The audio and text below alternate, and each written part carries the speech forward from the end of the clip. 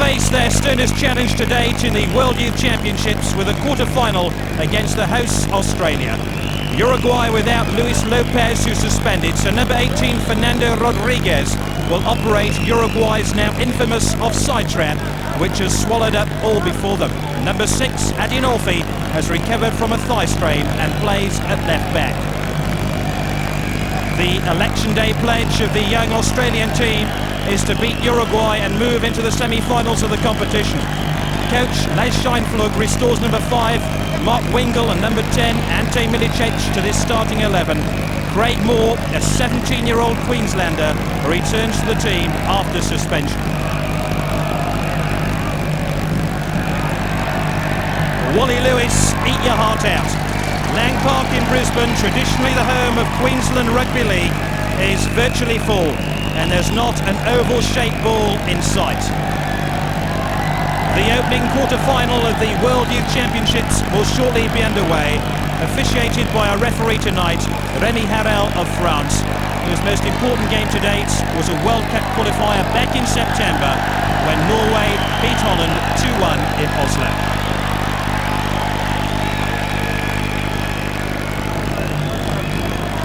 They're still pouring into Lang Park in Brisbane, anxious to get a first glimpse of the young Socceroos.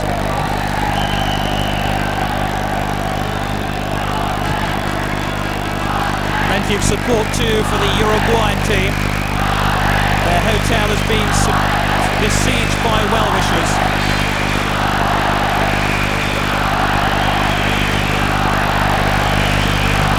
Tremendous vote of encouragement for Australia as kick-off time approaches. It's Uruguay who gets the first quarter-final of the World Youth Championships underway in Brisbane. Australia playing in the yellow and green and on the attack right from the off. Here's Carboni. As the captain Muscat available. Driven in and an early free kick for Australia. Now this won't do anything for the nerves of the young Uruguayan side. The free kick given away by number 18. The player coming into the side, Fernando Rodriguez. Celebrates his birthday next Saturday. I wonder if he'll celebrate it with Uruguay playing in the World Youth Championship final at the Sydney Football Stadium. Monic to take this free kick. Floated to the back post.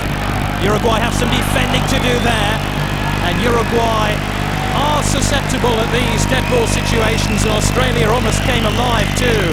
Agostino almost got his head on that ball. Well flighted free kick, just about met by Australia's centre forward.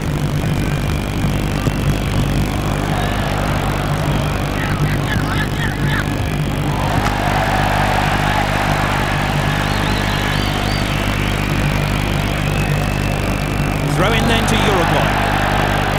We've never won the under-20 title. There's Craig Moore getting stuck in. Lewis returning to the side. The suspension, very confident. They want to pick up another caution, especially so early on. But he's been detailed to mark the danger man Fabian O'Neill, and he really is sticking tight to O'Neill in the early stages.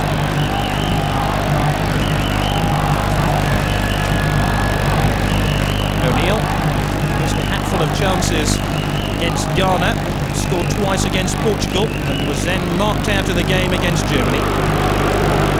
Limps painfully towards the Australian penalty area. Still goalless early on, one-headed clear. Craig Moore, Lemos, Moore is the back marker. Now he's given it away to the Uruguayan attack.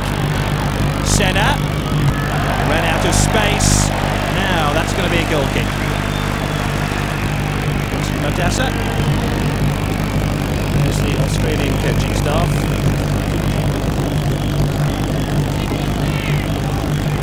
Australia bidding for their second consecutive semi-final appearance in the Under-20 World Championships. They made it to the last four in Portugal in '91, They tried to emulate the Portuguese national team who won the championship on home soil 2 years ago. Here's Marquez. Wasn't a particularly intelligent pass. Looking for Correa. Juric. Sekenis.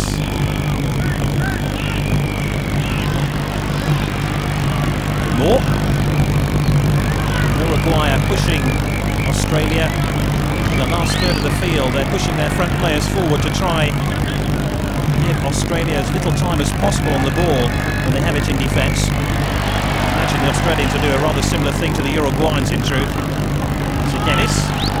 Carbone has Muscat to his right. Here is the Australian captain. He switches back to his more preferred right-hand side. Bit of space for Wingle now. Sekenis.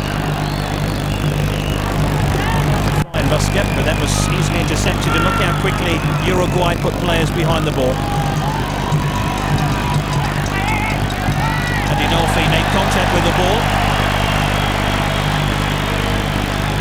Throw into Australia. Muscat will take a long throw. Carbone's up inside the Uruguayan penalty area. He will try flick this ball on. It's over Carbone's head. Got away by Silva. Marquez.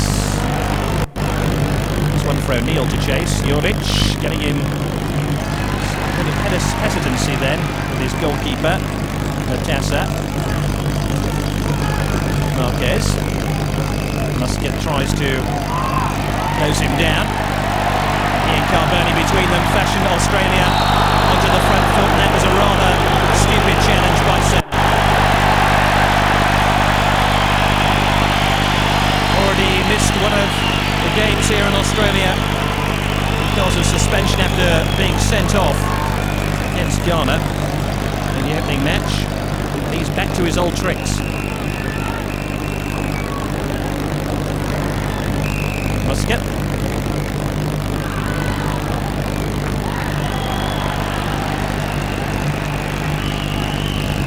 Adinolfi returning to the left back berth on the extreme right hand side of your picture there. Michel Castanoble, the coach of Uruguay. Juric. Sekenis. Wingle.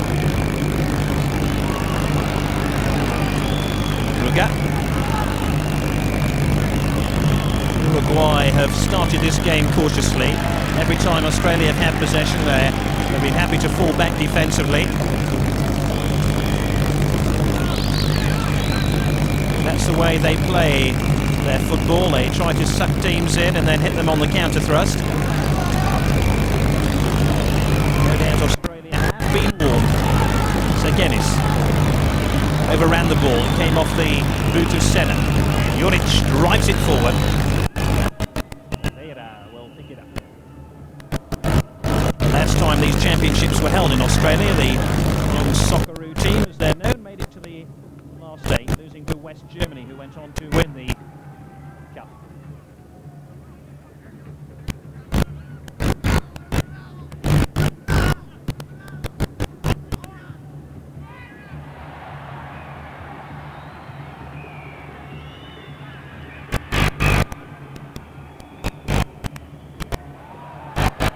Smartly done. Marquez. Switch wings there. Normally operates down the left-hand side and move across to the right. The coach calls him the brain of the team. Muscat. Agostino. Carbone. Free kick to Uruguay for the foul by Carbone. There's Agostino. 6 is Adinolfi. 7.5 minutes have elapsed of this first quarter final. Uruguay 0, Australia 0.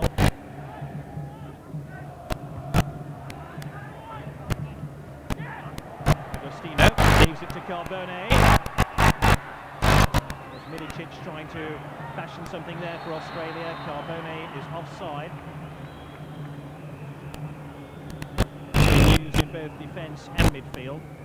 And his surge forward from midfield caught him in an offside position. Nicknamed the pretty boy of the Australian team.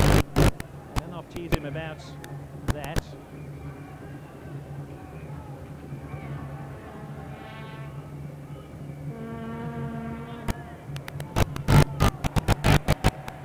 Moore, the Queenslander, no stranger to this neck of the woods.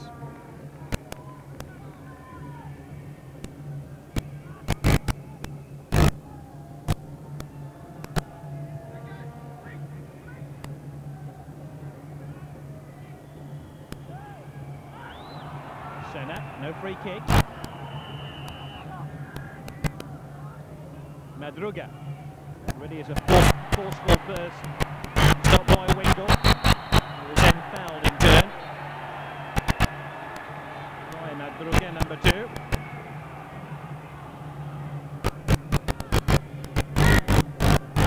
Madruga was disappointed he was tackled by Wingle. Holst. Correa. Fouled by Muscat, who claims that he won the ball fairly. Correa, the player who's injured, is a real danger man for Uruguay. Scored what proved to be the decisive goal against Germany on Thursday. And some feel he could be on his way to Real Madrid in the next few months.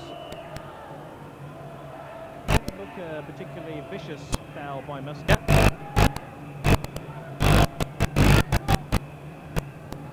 So the medical staff from Uruguay are on their way. I think it's worth mentioning that 4 or 5 of this Uruguayan team are represented by one agent in Uruguay, who also looks after the interests of players like Francescoli and Ruben Sosa. And it has been rumoured he'll be talking to the top Spanish clubs in the next few months. Don't be surprised to find Correa playing in Europe next season. Marquez takes the free kick. Sekeres got it clear. Adinolfi.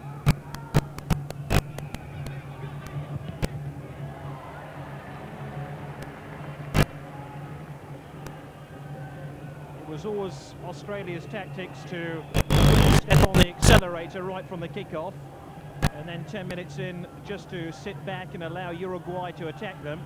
And I suspect this is the transition period in the game. Correa just couldn't get there. Muscat got it clear. Correa. Adinolfi will stretch to keep this one in play.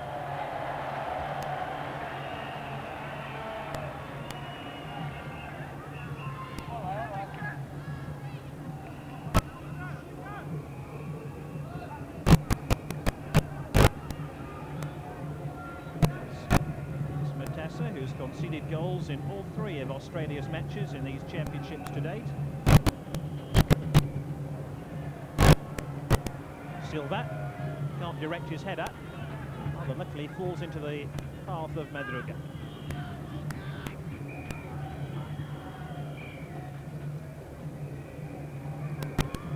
Next Marquez.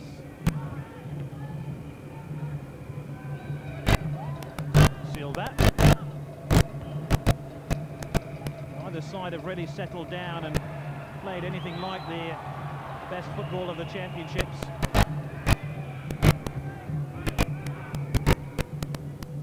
Uruguay can be so dangerous on the counter-attack. Moore helps it forward.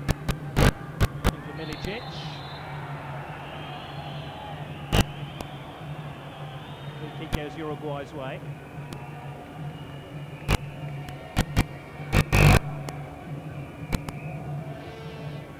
Milicic, who has been troubled with a groin injury throughout these championships. Now Adinolfi's arriving from the left. That's a good header by Adinolfi. And a good save too by the young Australian goalkeeper. Concentration. That is the key to Australia's defence, and they weren't concentrating here. Easily the best chance of the game to date. And the left back almost gave Uruguay the lead 12 minutes in. Lemos with the corner to the far side, and again the defending by Australia isn't of the first class. Juric gets that one clear. An outrageous shot by Fernando Rodriguez. Real central defender shot on goal, wasn't it?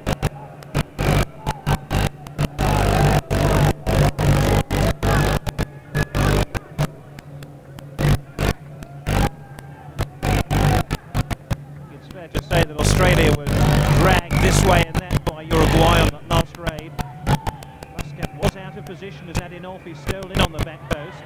Milicic trying to win the ball now for Australia. Still goalless, and we've played 13 minutes of the quarter-final. Juric.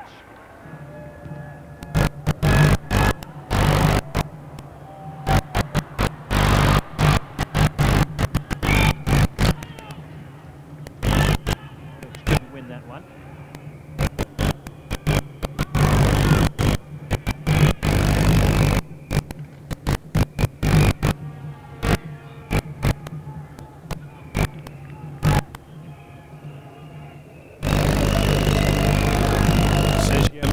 The Uruguayan goal has been a virtual spectator in this match so far.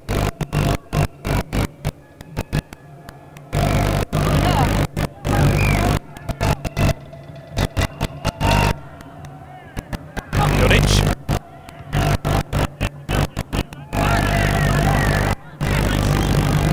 Incidentally, these countries met in an under-20 match in Montevideo 5 months ago. The teams drew 0-0, and Australia missed a second half penalty in that game. It's very close in the opening 15 minutes here in Brisbane, but Australia have this free kick.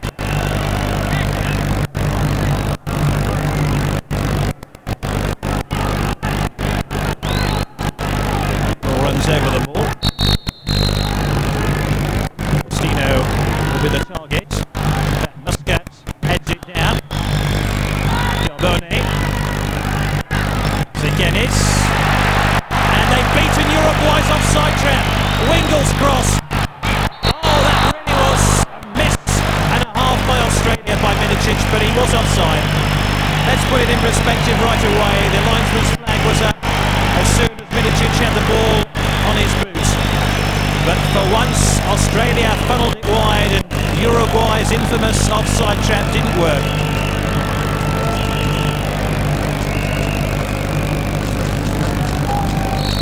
Feel a whole heap better knowing he was offside. Could have struck the back of the net then. There would have been quite a commotion inside this Lang Park Stadium. Well, they've fashioned a way through the Uruguayan offside trap. Can they do it again? This is Uruguay pressing forward with O'Neill. Real tricky customer.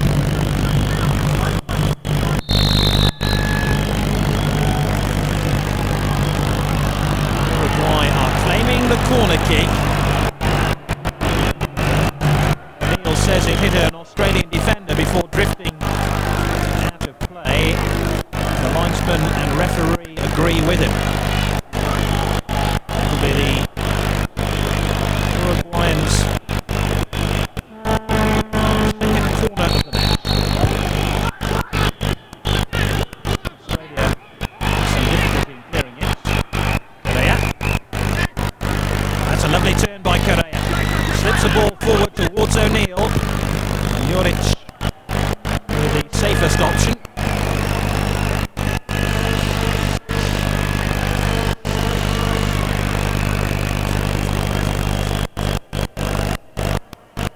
Australia have been given warning of what Uruguay can fashion early on.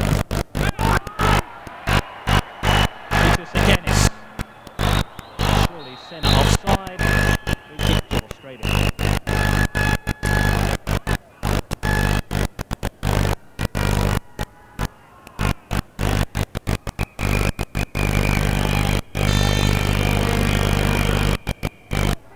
Once again, Uruguay have elected to play with these three central defenders. Their two fullbacks pushed forward into midfield. Those shepherds the ball out of play. And the woman there in the white top, Yvonne Corley, with her husband Roger and daughter Kelly, 1981 Women's Wimbledon champion. Flying the flag for Australia.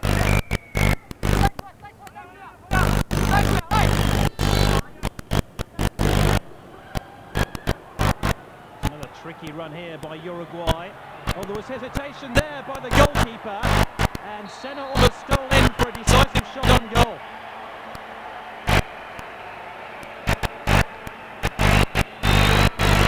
Here's that raid again. O'Neill helped the ball through, and Matassa stayed at home when he should have come to the party.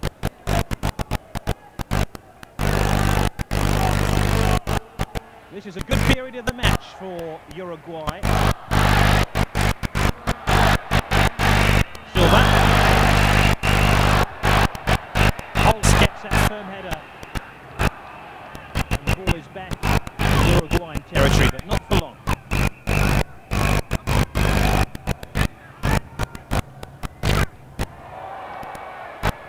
It's a thunderous challenge, wasn't it? It's O'Neill.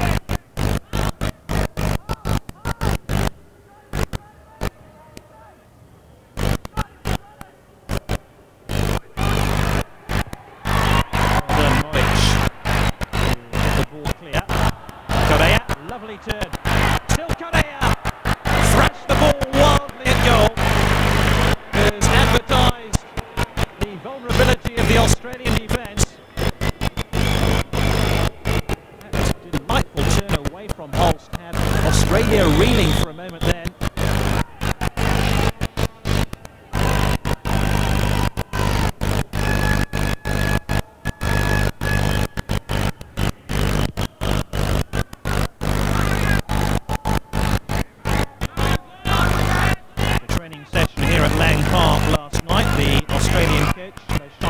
Said that his side would fall back in the middle period of the first half and allow Uruguay to attack them, and that's exactly what happened. He was expecting his young team then to come again. And another go at this Uruguayan defence.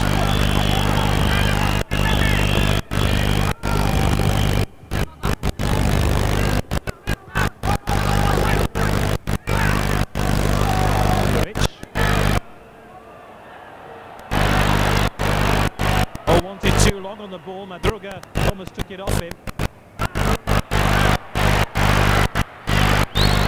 Seguenis.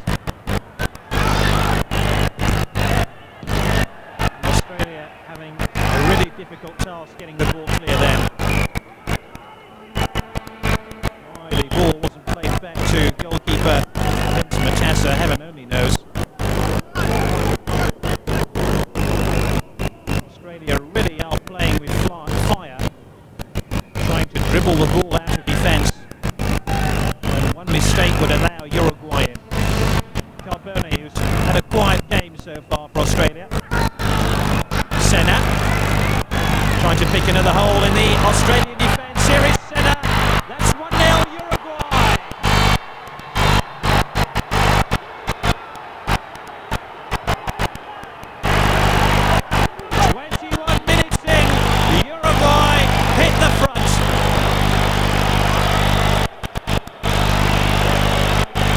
Lovely little 1-2 here with Correa, and Senna was through, past Muscat, past Matassa, and Uruguay have the lead. Well, Australia have been warned about this quicksilver Uruguayan attack, and they've shown what they can do. Senna leaving Muscat in his wake, and he makes it 1-0.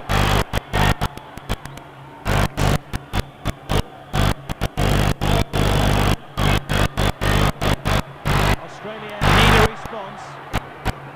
That isn't the sort of response they wanted. In fact, it's no free kick.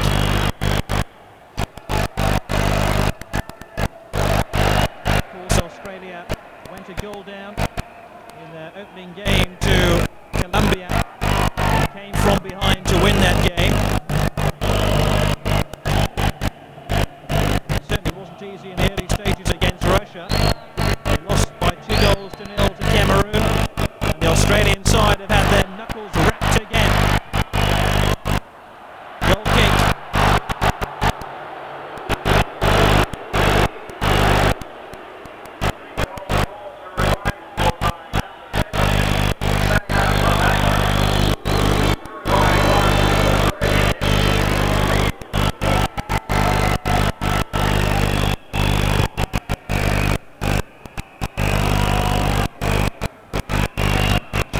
Fourth time in these championships, Uruguay have taken the lead.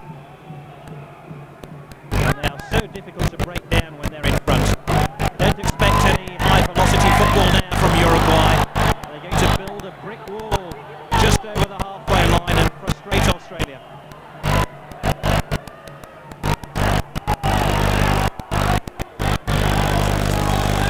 That goal will significantly alter the complexion of this game. Oh, Marquez and Australia are making far too many mistakes. Correa, Marquez, that's a brilliant attempt. Hits the frame of the goal, and somehow Australia get out of jail.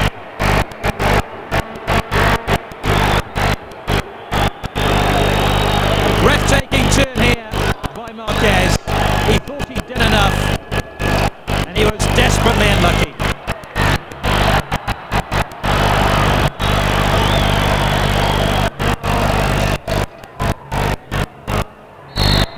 Is a purple patch for the Uruguayans.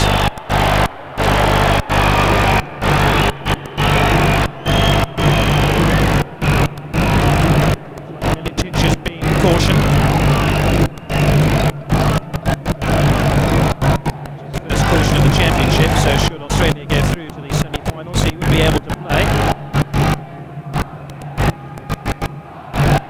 It's party time for the Uruguayans inside the stadium. Milicic to be booked. It's on Oliveira, player who's just joined Penarol after playing in Montevideo. They shine flood will be a disappointed coach. He warned his Australian side about Angel Castanoble's team. They didn't heed his warning. Free kick then to Uruguay, who lead by 1-0. Up towards O'Neill. All gets it clear. Musket.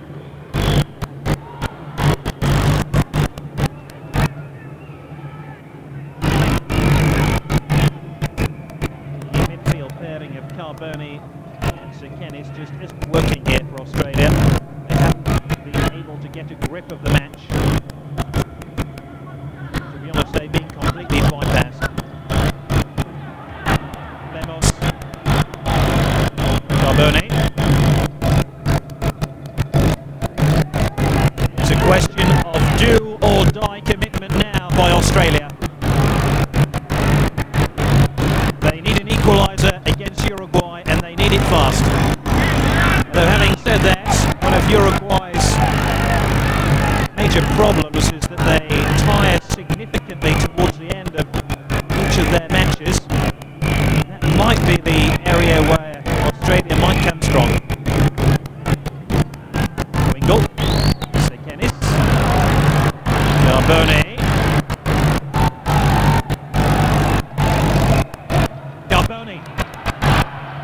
Milicic, not too far from goal to attempt a shot like that.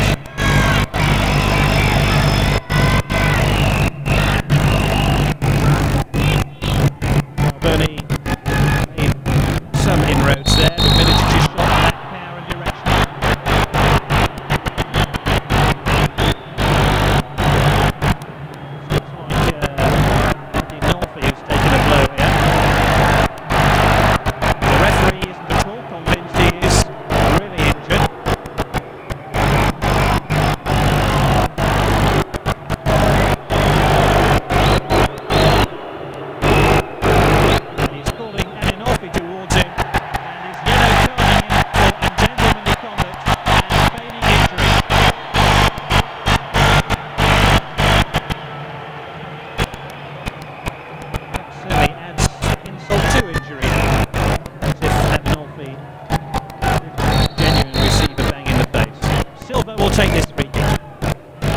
Correa.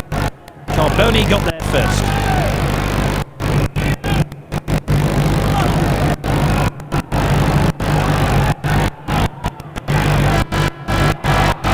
Carboni. Inolfi finds Marquez.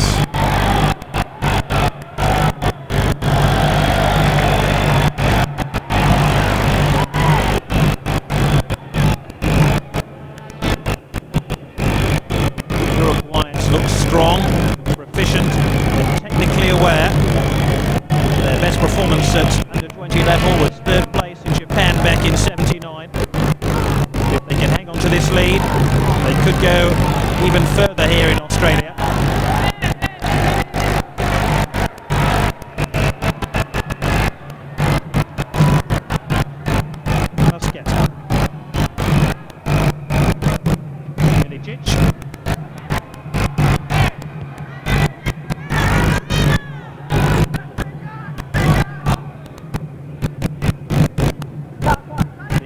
Of the game has altered since that Uruguayan goal.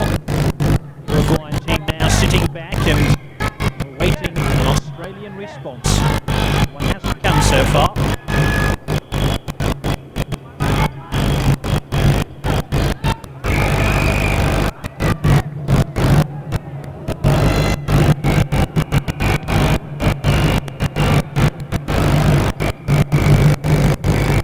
Carboni. His eye off the ball, got a thump on his head for his troubles. Madruga. Lemos. Ball pinballing around midfield. Oliveira. Real strong man at the back for Uruguay. They really do have an outstanding defence. Half an hour of the game, Uruguay lead Australia by 1-0. Rather subdued crowd in Lang Park. They came here hoping to see fireworks from the young Socceroos. Instead, Uruguay have snatched the lead. They've struck the frame of the goal. They threatened to overrun Australia's young team.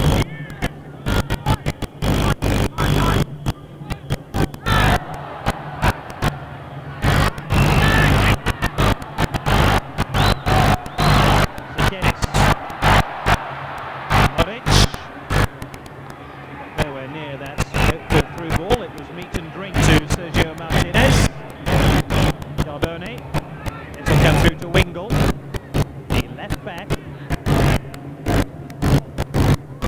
Moric and Madruga getting themselves in a bit of a tangle.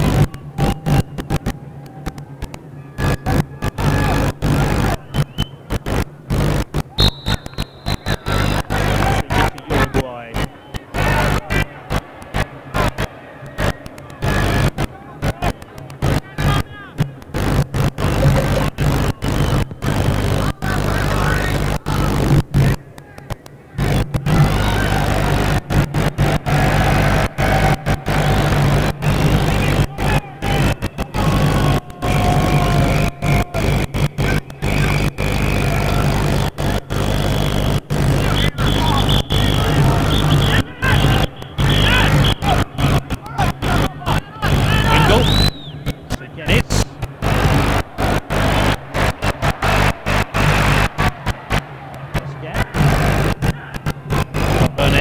Let's get it again. Look how Uruguay are pushing forward.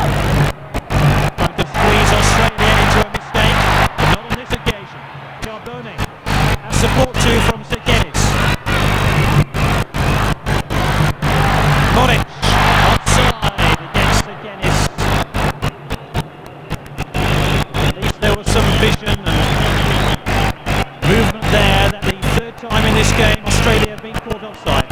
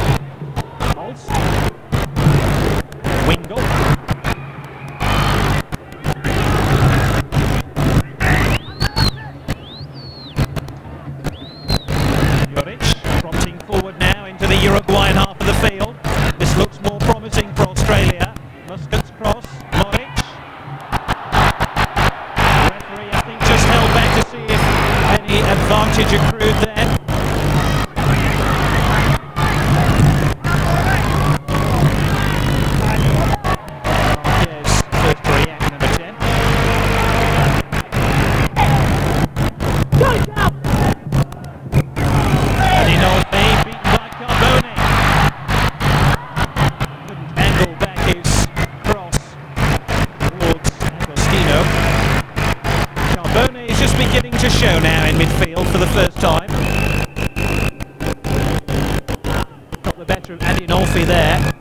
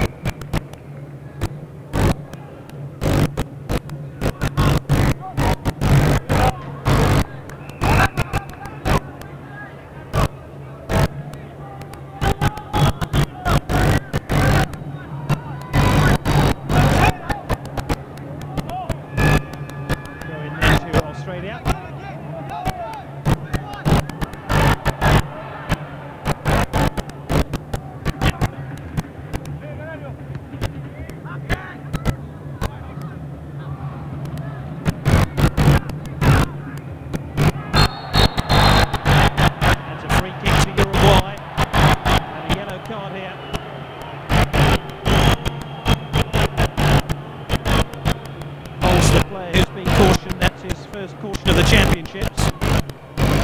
He would be available for a semi-final appearance if there were to be such a thing. For his blatant flouting of the rules.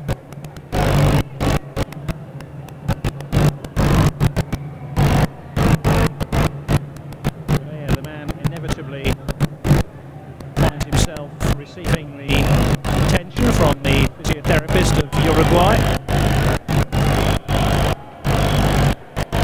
Having a great party here, aren't they?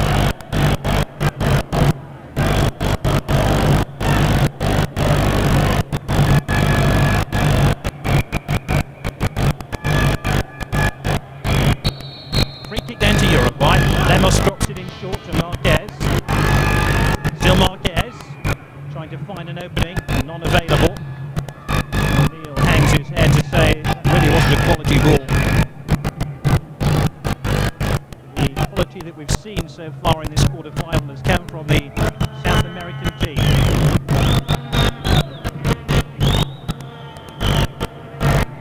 Agostino can't win that little duel.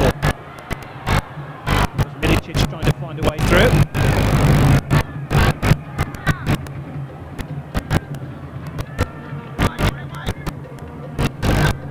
Senna, the goal scorer. There's one for Correa to chase. Matata should get there first. Here come Australia, building once again from the back. Carbone.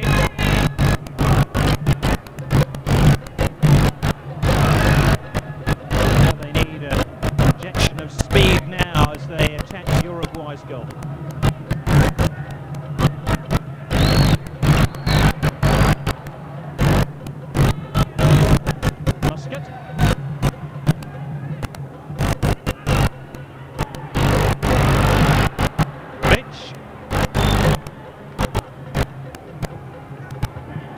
To Muscat.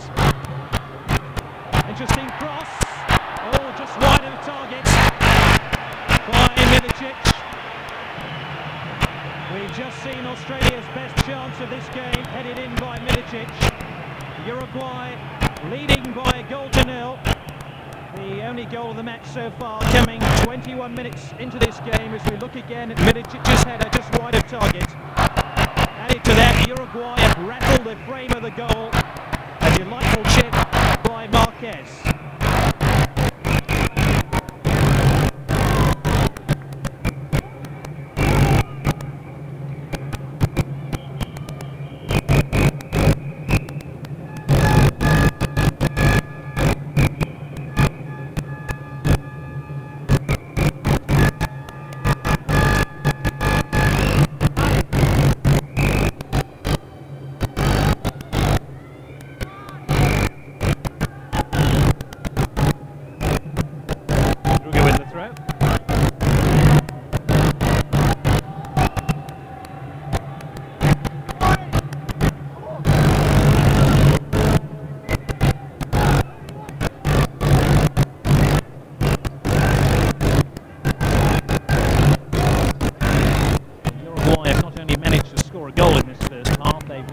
subdue the Lang Park crowd. That's the Australian section of the Lang Park crowd. Red supporters are overjoyed of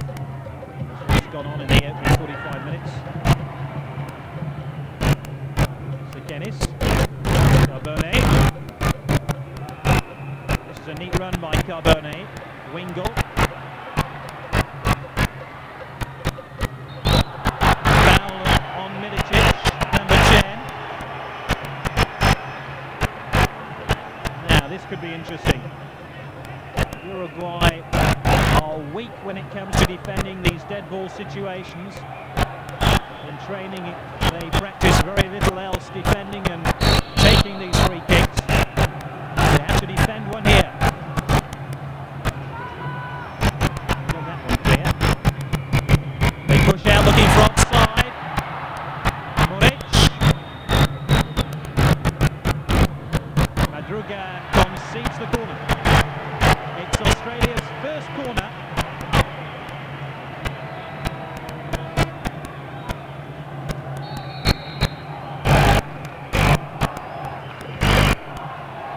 Over Agostino's head. Busquets there, and just about scrambled away by the Uruguayan defence as Holst threw himself at the ball, looking to find an Australian equaliser. They're not happy defending these corners, Uruguay. It's their one Achilles heel. There's Holst. That's a header held by Martinez. 5 minutes to half-time. Australia beginning to get in their stride. Buoyed on by the Lampard fans. Here's Carbone. Sekenis. Uruguay push out looking for offside, and Sekenis' tackle is hopelessly mistimed. It's rattled against the shins. I think it was Oliveira. Or was it Lemos? It was Lemos.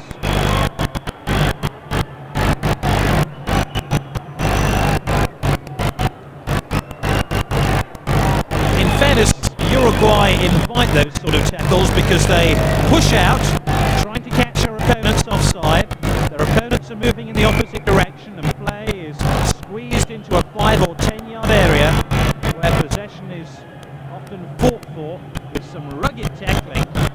Very often it's the Uruguayan defender who comes off second best.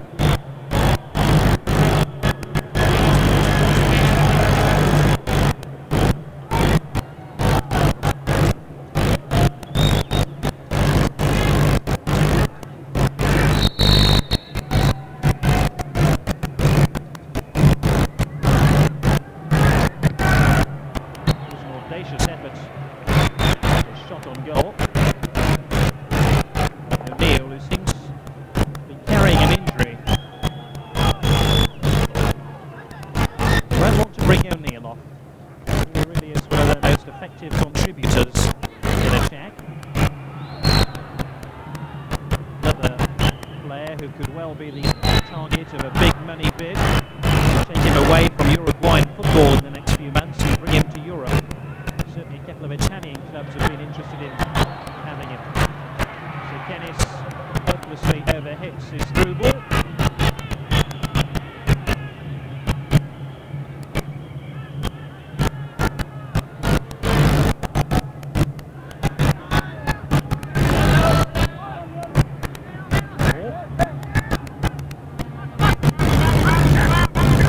More again with some distance.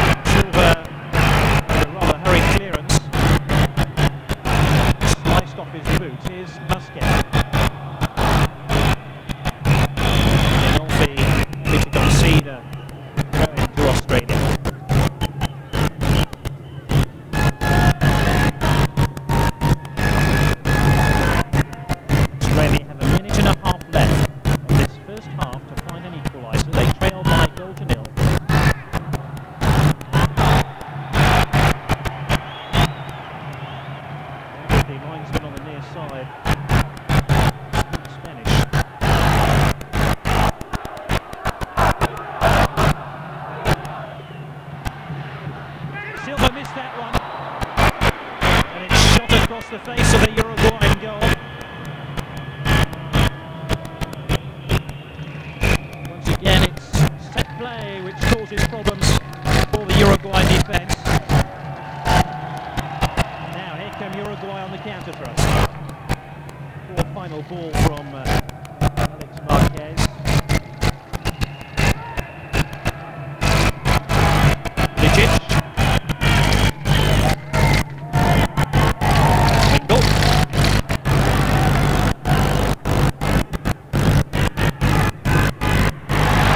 Silva. Adinolfi happy to get the ball anywhere. So we're deep inside the final minutes of the opening 45.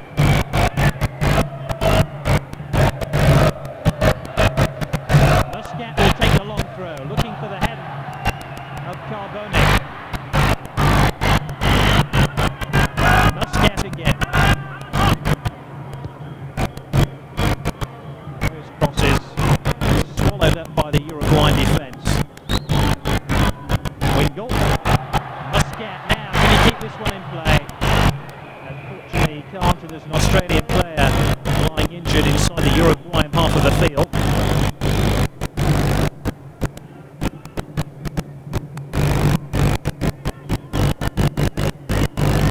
This will prolong the first half.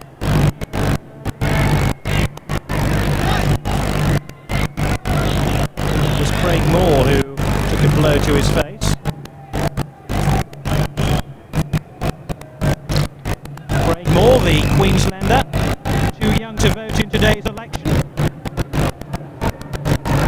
Just 17 years old, playing in his most important football match of his young career.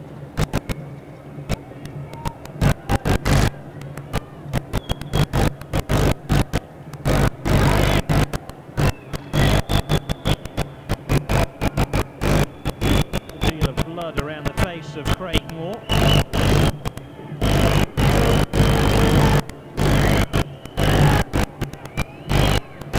They can get him to the dressing room shortly at half time and just patch him up. Scheinflug evidently concerned about his defender.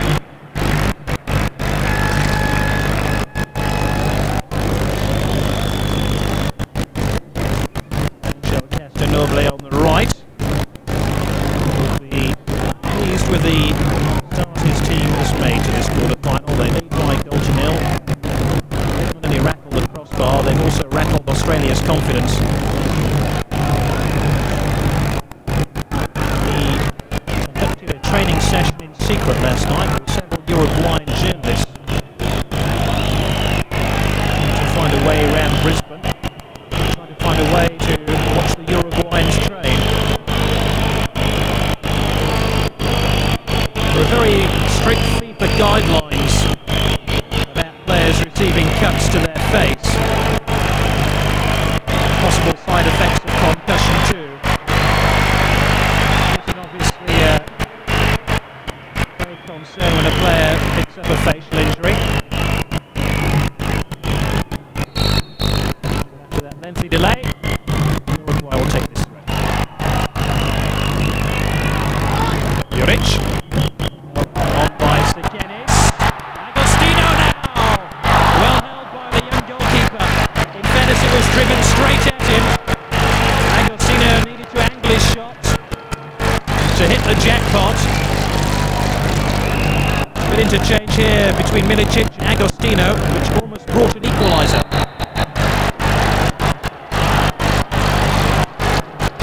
And now more problems. Craig Moore has picked up a caution here. Craig Moore, who returns to this side after suspension after picking up 2 yellow cards in this championship. It just hasn't gone Les Scheinflug's way.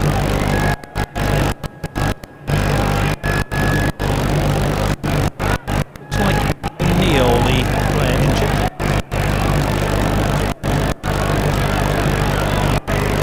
It's been a physical game, but it hasn't been a dirty game. O'Neill's had his fair share of bumps and bruises. And now I suspect there's going to be a sending off of the Uruguayan coach Angel Castanoble for coaching from the touchline. So Remy Hamel, the French official, is quite insistent.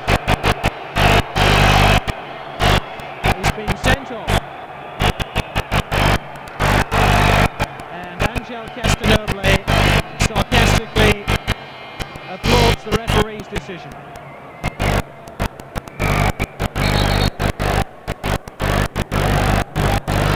We have been warned about that in Uruguay's last game against Germany. He tends to run up and down the touchline, screaming instructions at his team.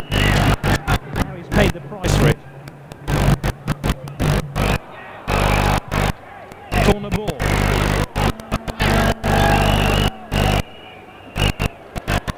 This first half is now almost at the 50-minute mark. In fact, we've played 50 minutes now. 5 minutes of stoppage time have elapsed. Still no half-time whistle. Free kick to Australia.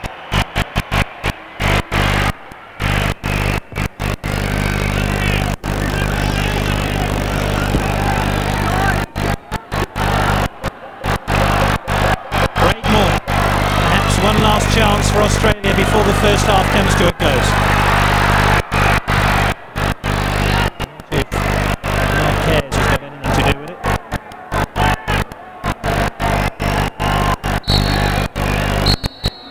At half-time, the Uruguayans have the decisive advantage given to them by Sergio Senna after 21 minutes. And they are one up at the interval. It's been a really promising first half for the Uruguayans. Senna not only gave his side the lead, playing that clever 1-2 with Correa, but then Marquez rattled the frame of the Australian goal. And the young Australian side have some sorting out to do at the interval, because the half-time score in this quarter-final from Lang Park is Uruguay 1, Australia 0.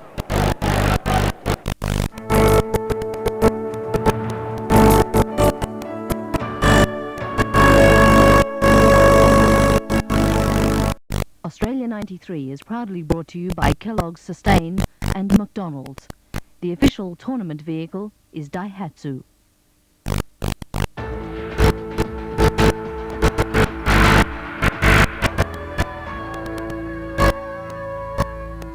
And welcome back to Australia 93. The score at half-time in the first quarter-final is Australia 0, Uruguay 1. And rejoining us, Johnny Warren and Robbie Wheatley. Well, Johnny, frustrating first half for Australia, and I suppose all of us sitting here, Uruguay looking quite good in the first half. Yeah, I think they were a slightly better side, if not more than a slightly better side than this Les, and playing their game, dictating what was happening.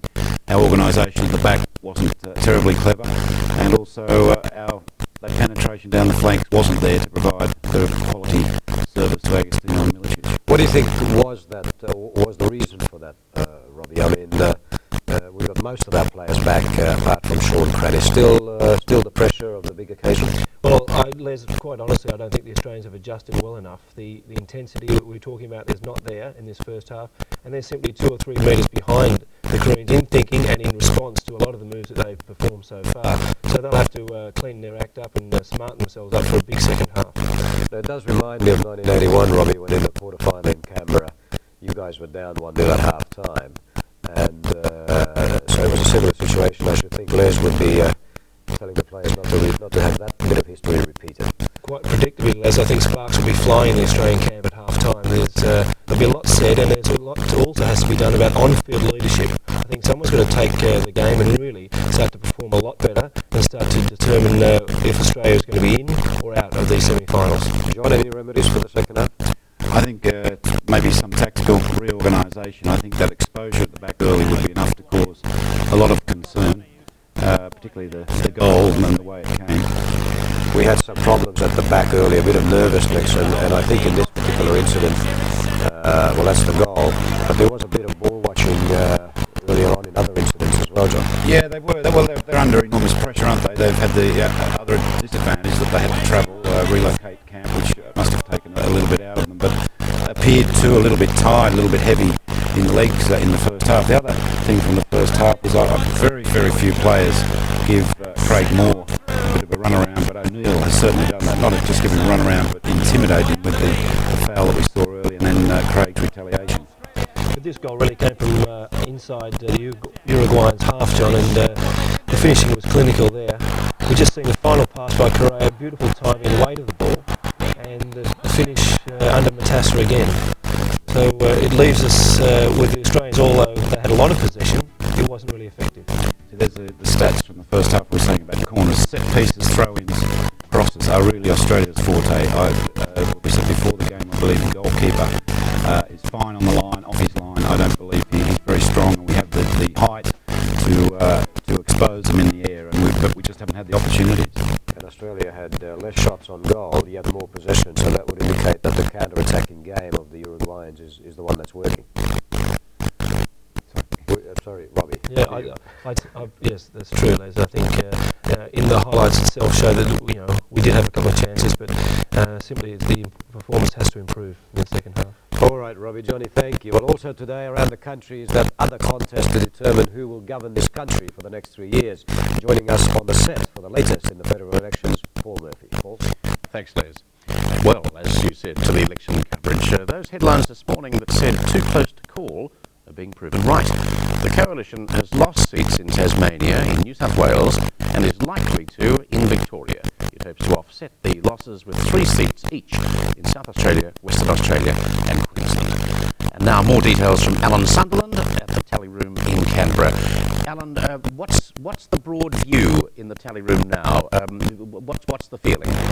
Well, the feeling is that senior Labor people are privately starting to claim victory tonight, Paul. The experts are coming round to that view as well. And our SBS reporter, who is with the Liberal campaign headquarters in Sydney, says the feeling there is very despondent. So we can't definitively call this election yet, but it's getting very, very close. Now, the reason for that, as you've said, is that Labor has performed extremely well in Tasmania, in Victoria. They've done quite well in New South Wales. The honours in New South Wales will come out about even between the two parties. And basically, the Liberals and the Coalition don't look like they're picking up enough seats in Adelaide or in Queensland, and they may not pick up enough in Western Australia either on the early indications now coming in. And of course, that's crucial, isn't it? Western Australia, just like last time in 1990, we had to wait well into the night to find out whether Labor could hang on then. It looks like being a repeat performance. Well, absolutely, although it's possible we may have a clearer view, if not a definitive view, by the time of our next cross. At the moment, I can tell you that there's about a 1% swing to the Liberals. They'll pick up 2 seats, they might pick up 3, but that key seat of Swan, held by Kim Beazley, looks like Labor may hold that, and it seems to be emerging now that if Labor can hold Kim Beazley's seat, that may well turn the tide for them, and they may well hold on. Okay, Alan, thanks very much, and talk to you later in the evening. Back to you, Les. Thank you, Paul. And another update from Paul on the elections after the second half of Australia versus Uruguay coming up after the break. You're on SBS and you're watching our exclusive coverage of the 7th FIFA Coca-Cola Cup.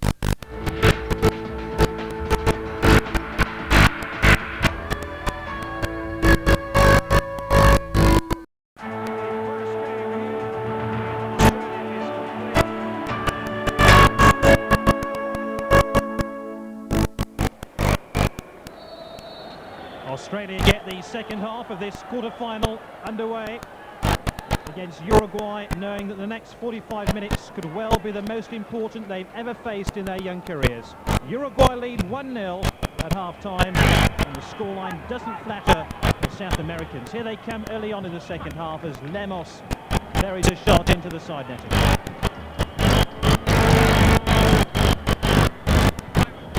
It was an excellent first half for Uruguay. Played with speed and adventurousness. Took the lead midway through the first half.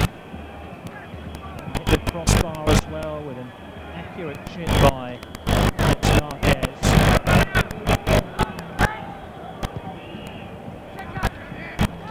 Australia pushing forward now with wing. Given away. Senna, the goal scorer. Lemos. Senna is clear. And the left-hand side of the Australian defence has been breached. Must get the recovering challenge. Sekenis.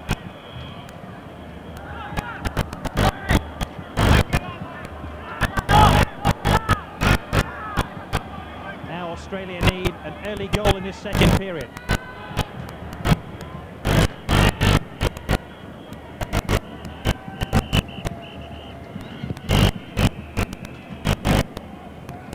Stays 1-0. Uruguay will be on their way to the semi-finals.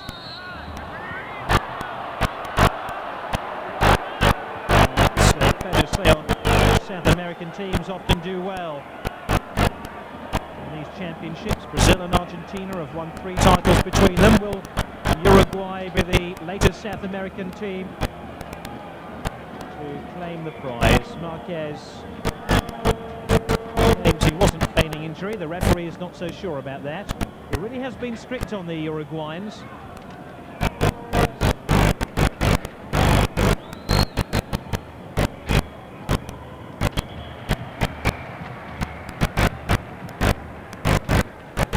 Angel Castanoble has to look over the wall with the supporters. Banned from the touchline in the opening 45 minutes. After questioning one too many refereeing decision. But he won't mind that if his side progress through to the semi-finals.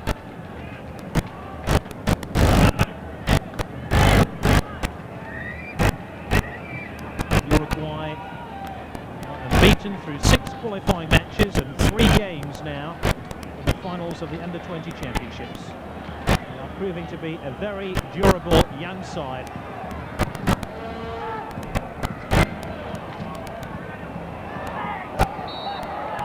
Free kick to Australia. Now, chance 3 minutes into the second half to apply some pressure on that Uruguayan goal. Kennis came off centre. The Australian team are going to have to be more inventive than that.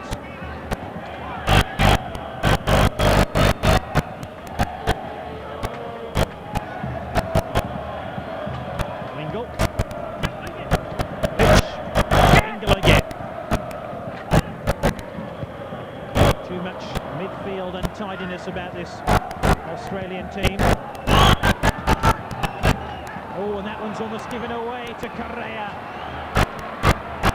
He really is goal poacher supreme, and he thrives on chances like this, like that one. Carboni. Martinez should get there. He's unchallenged as he got up for the ball.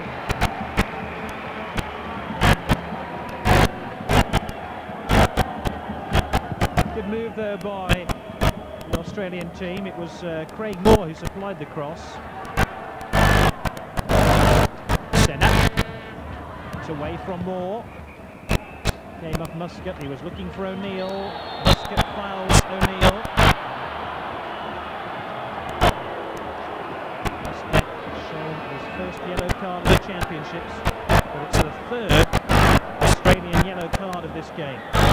He follows Craig Moore and Holst into the referee's notebook.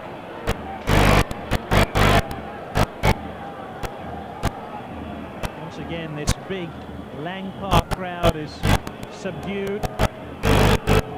Once again, O'Neill is the recipient of more medical attention from the Uruguayan bench because of this foul.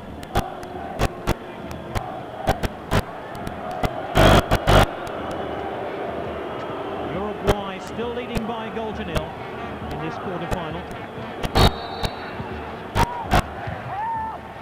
So Dennis gets it clear. Adinolfi's racing onto the ball. Lemos helps it through. It's been a match where goal-scoring opportunities have been at a premium, but there could be one now for Australia. Carboni. Nobody on the end of his raking cross. Dennis, once he got his head down to race towards Uruguay's goal, he never lifted it up to see if anybody was waiting on the back post, and that's why that chance was wasted. He needed just to check his run, check on the geography of Agostino, and then deliver an accurate cross. That might sound very easy. It isn't when 2 or 3 Uruguayans are breathing down your neck.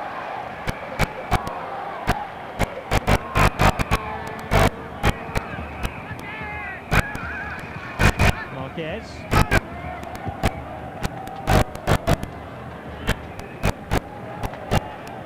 And the important thing now for Australia is not to concede a second goal, because should they go 2 down, Les Scheinflug's team would be on their way out of the competition. It's conceivable Uruguay might let in one goal, especially in the dying stages of this game. That's Madruga firing the ball wide.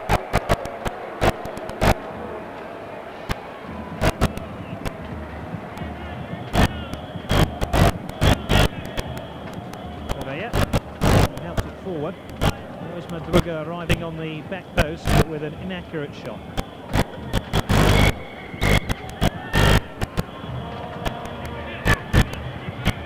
Actually, just to give Australia a little bit of heart, all of Uruguay's opponents so far in these championships have managed one goal against them.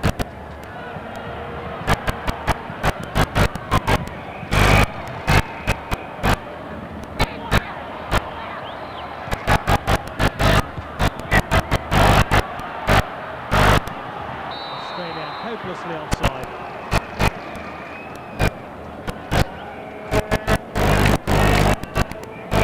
Carboni was 10 or 15 yards inside offside country.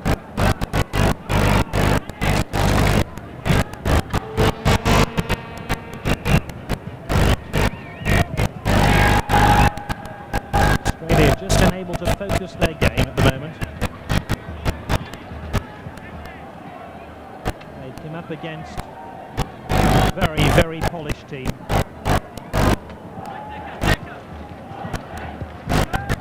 And the game, as far as Australia are concerned, was promised more than it's delivered. Juric.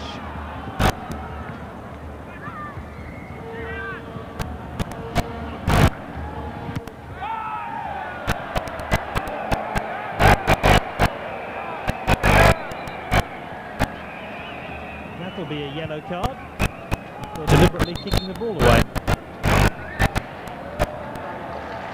And that really is a costly piece of petulance, because Marquez has already picked up one yellow card, and that's his second of the competition. He was booked against Germany and is now cautioned against Australia. So he would miss the semi-final should Uruguay go through. And Uruguay push out now. Madruga is the last player to retreat, and my goodness, they needed him. Here's Lemos, gets on the end of Correa's through ball. Back to Correa again. Oh, that was a brilliant move by Uruguay. It deserved a goal. And the link up there between the wide player Lemos and Correa was delicious.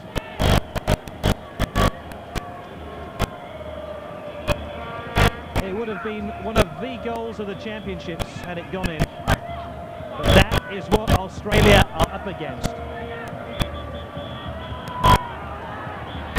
Well, this Lang Park crowd have sat back and waited to be entertained, and they have been entertained by the South Americans. But they want their young Australian side to move up a gear. Wingle chases this ball. Throw into Australia. To Dennis.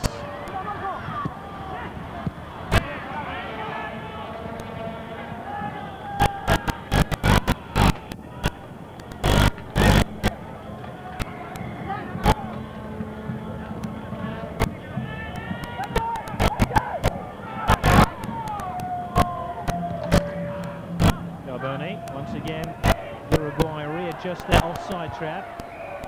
This time Modric is onside. That's a good play by Modric. More. Milicic. Oh, they've got himself in a bit of a mess here. Milicic again. It's ricochet through to Moore, who supplies the cross. Got clear by Rodriguez. And Carbone's efforts is wide of target. And just for a moment there, the Uruguayan cast-iron defence wobbles significantly. That will give Australia real hope of finding an equaliser. Right to the end of the move, Moore brought the ball in and Carboni thrashed it wide of goal. And now the spectators supporters inside this Brisbane stadium beginning to get behind their team. Although that's going to be a free kick to Uruguay for the foul by Agostino.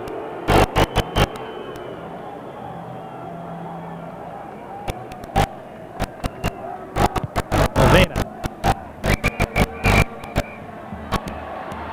Moric. Lemos.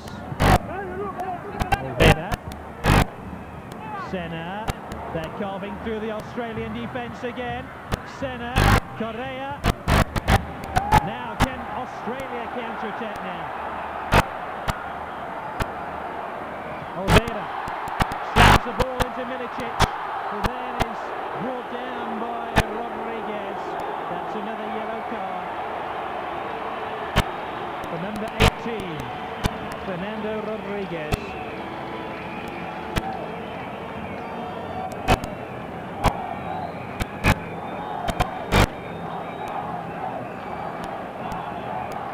In terms of yellow cards, I make it 3-all. The important scoreline is Uruguay 1, Australia 0. Australia on the front foot now and looking for an equaliser. Wingle leaves it to Moric, rifted to the back post, and level! Agostino's done it!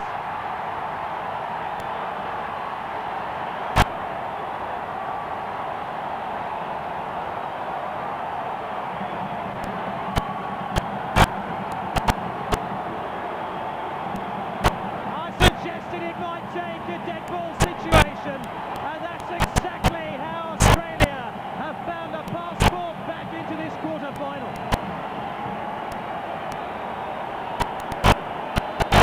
His second goal of the championships, and the experience he's got while playing in Europe served him to great effect there.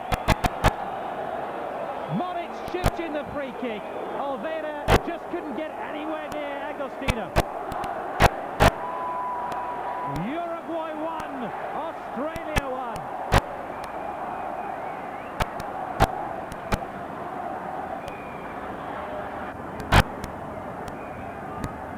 It's their 1 weak link, Uruguay, and Australia finally found it, but they have to do some defending now. Senna looking for Correa.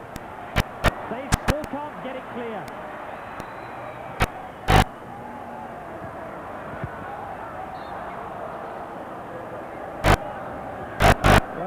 An explosion of noise and colour inside this Lang Park Stadium when that goal went in off the head of Paul Agostino.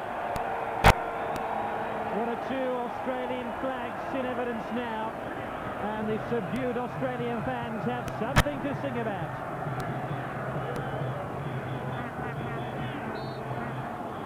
The Australian team just might have a date in Melbourne on Wednesday for the semi-finals of this competition.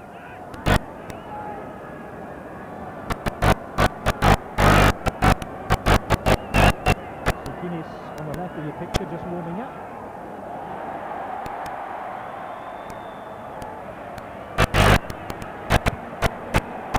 And a little bit of space now for Australia. This could be a crucial turning point of the match because Uruguay are looking a little bit ragged. Wingle.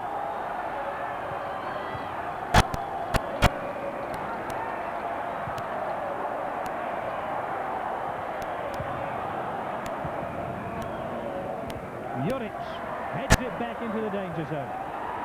Flicked on by Carboni, who rises again for the ball.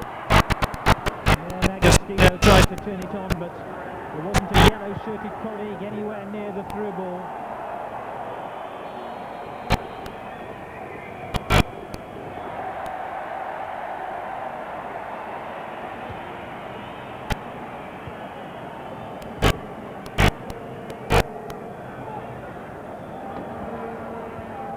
We've had an hour of the game. It's 1 apiece. Wingle. Milicic calling for the ball. Wingle. Lemos can reduce his options.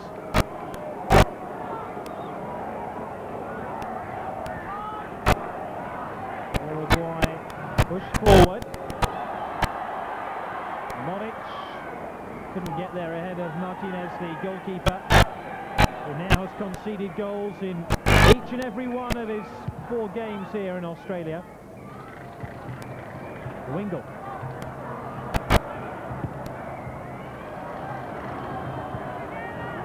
Rodriguez comes across to cover.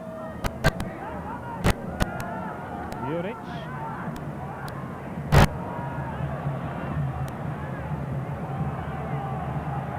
Moore.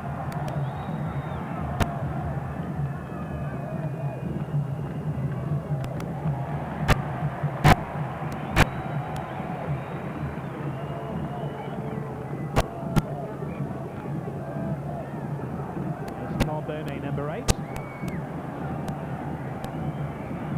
Muscat will take this long throw. Silva missed out then. Monic. The whistle has gone.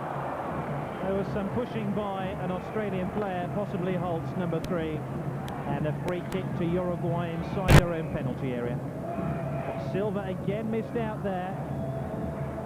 So too did Rodriguez, and that uncertain defending bubbles to the surface.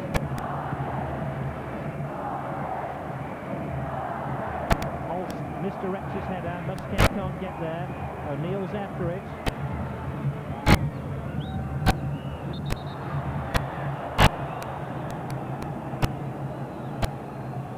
Be a free kick to Uruguay.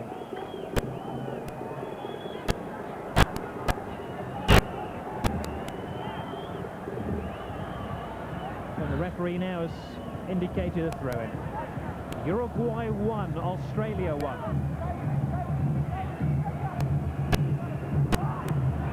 It's a catch by the young goalkeeper, Vince Matassa, which will breed confidence in his defence. Australian side look a good deal more assured in this second period.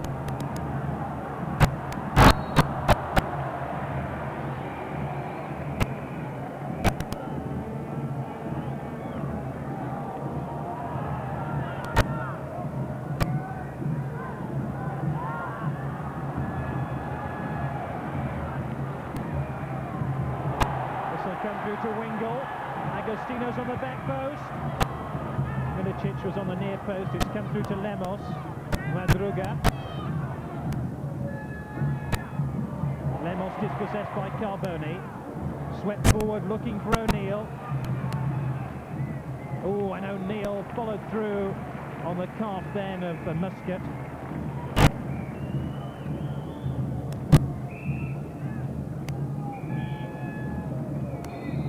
The Australians have made a significant tactical switch in this second half. They moved more onto the right-hand side, almost as a right back, and Muscat now playing in a defensive trio on the left-hand side. Now, this is where Uruguay are most susceptible at these free kicks. And a free header by Agostino.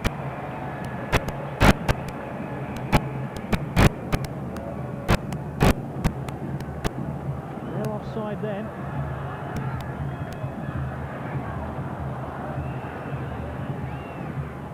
That's a great ball. This could be a winning goal. In fact, the linesman has his flag raised. There was an early indication there might have been a handball in there by an Australian defender, but the linesman indicated offside, and Australia were happy to have the free kick.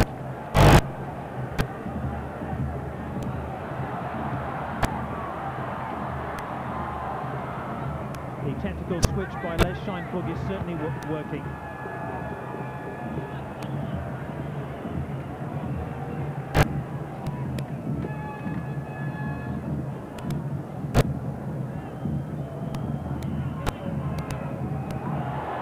Milicic, now can he get there before the goalkeeper?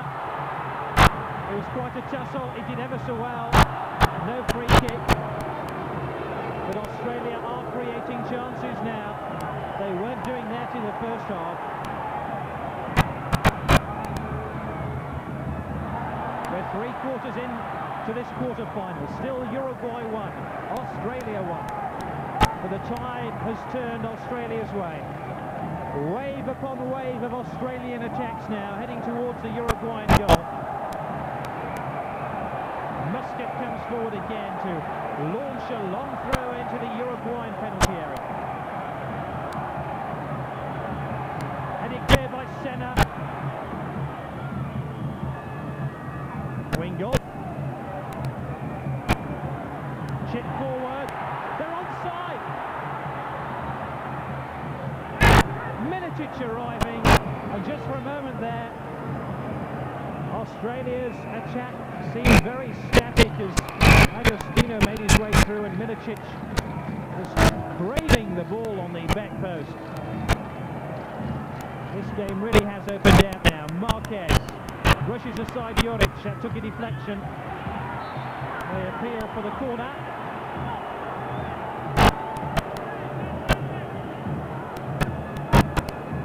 The referee will brook no argument at all. He's already shown a spate of yellow cards. This is Uruguay's fourth corner of the match. Now, what is the Australian defence like on these dead ball situations? Correa posted on the edge of the penalty area, driven into the near post. That will be another corner.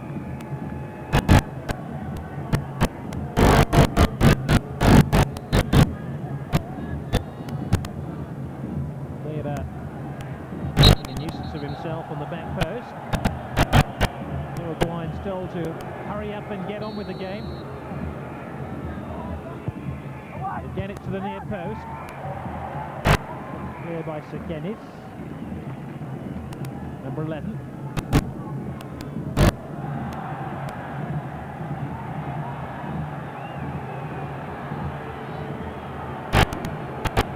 While Uruguay are planning to make a substitution here, and there's an Australian player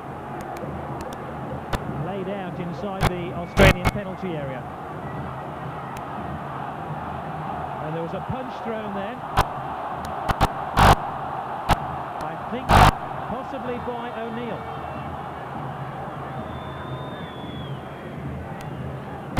Well, this match is assuming an unpleasant flavour. Muscat definitely had a punch thrown at him.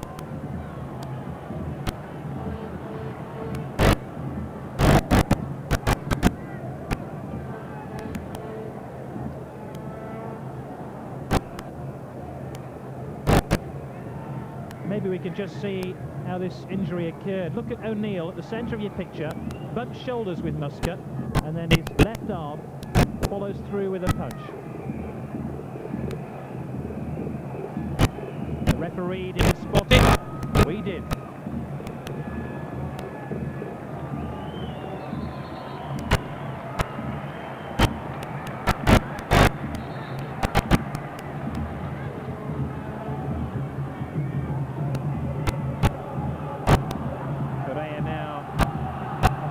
With the referee, and the two captains have been called together and have been told that the roughhouse stuff has to stop.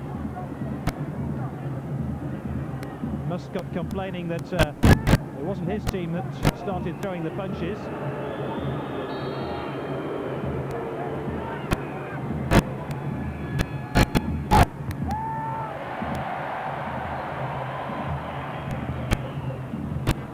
The goalkeeper's ball.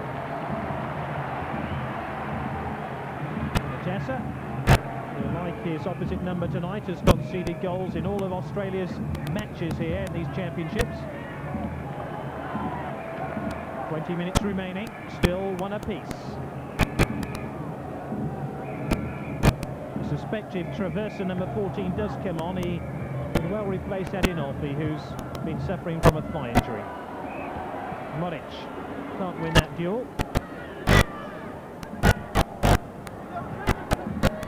Juric will mop up after his colleagues.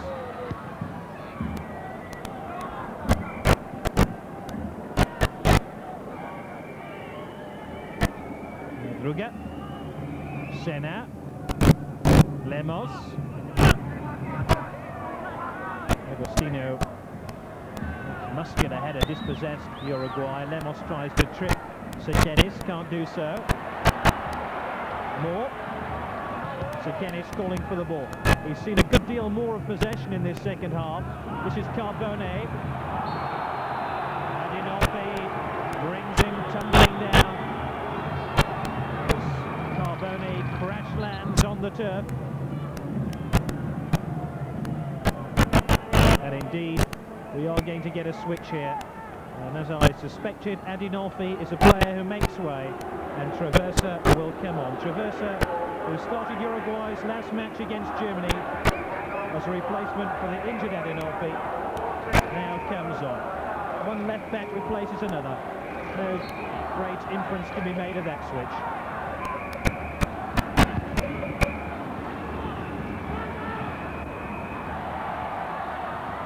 Moore was fouled, another free kick. The Uruguayans won't like this.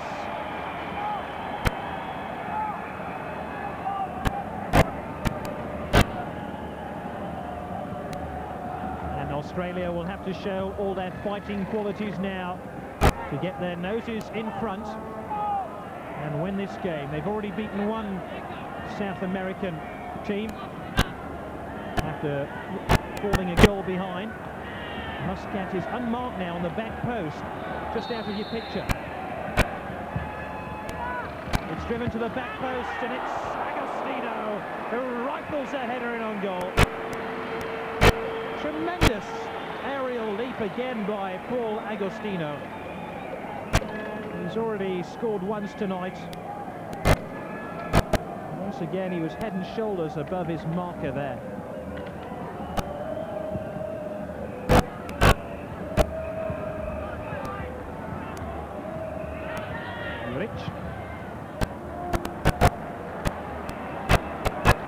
Really is a very different game now for Australia when compared to the opening 45 minutes. Carbone, Agostino. It's a neat ripple of passes. Wingle goes past Madruga. Moric, Wingle. Agostino offside. But once again, Australia are pouring forward now. And the players who looked a yard short of pace in the opening 45 minutes suddenly look a very different proposition.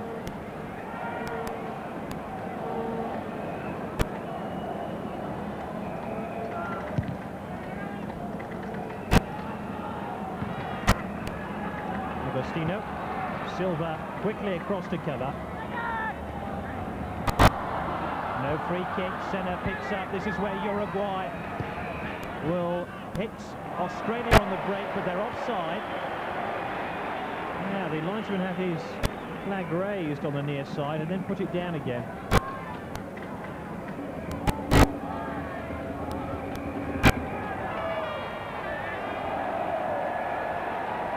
Going to Australia.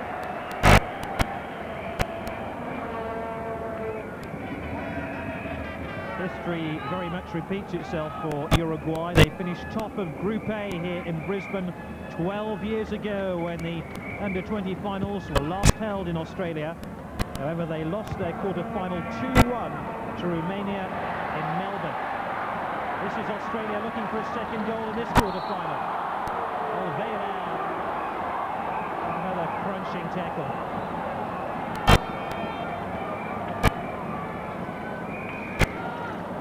From a very similar position, Australia found their equaliser. Muscat.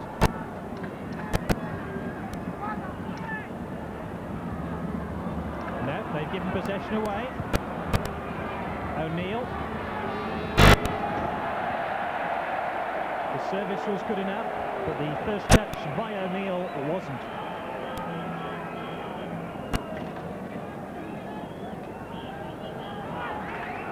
Both sides now beginning to step on the accelerator pedal. Silva steps on Milicic.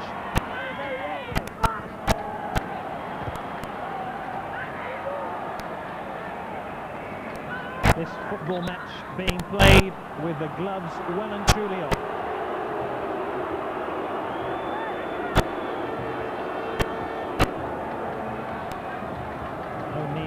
again the recipient of a very hard tackle, but it was a fair one.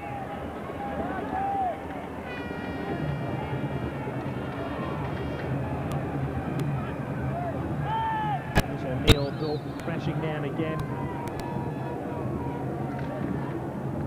O'Neill is a real source of originality for the Uruguayan team. He's off the field and is receiving treatment now. Wingle is available to the left. No free kick. Moric tugging the jersey of Correa. Didn't stop Correa. So Kennis and Australia out of trouble then.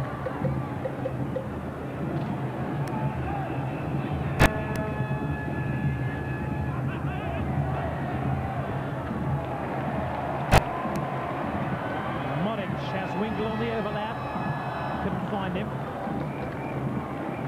We're 13 minutes away from extra time, and under new FIFA regulations, a goal scored in extra time would be a winning goal. It's sudden death when these two teams enter the period of extra time. Carboni. Incidentally, if they're still level after 30 minutes of extra time, we go to a more usual penalty shootout to decide who will go through to the semi-final on Wednesday to meet the winners of the Brazil-USA quarter-final.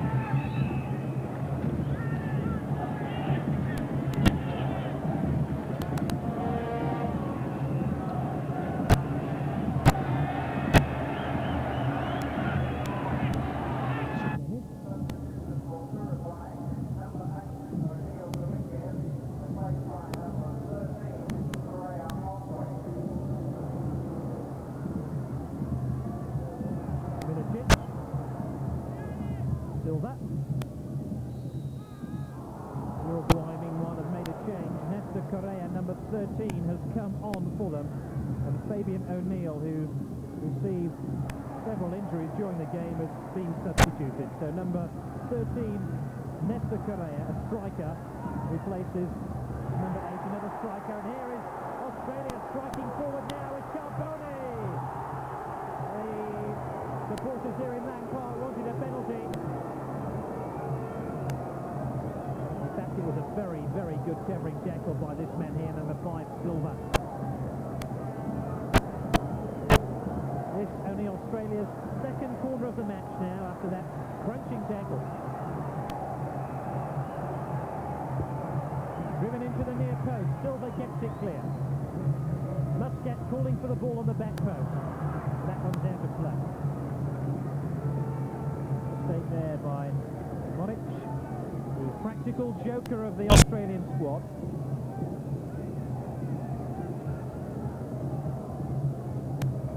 Moric actually missed a penalty against Uruguay the last time these two teams met.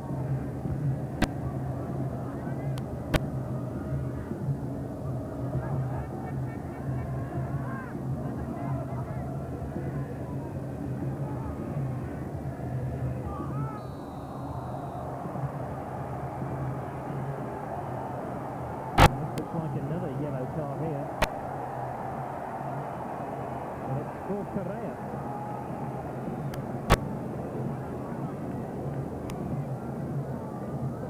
Again for a gentlemanly conduct. That's his first portion of the championship.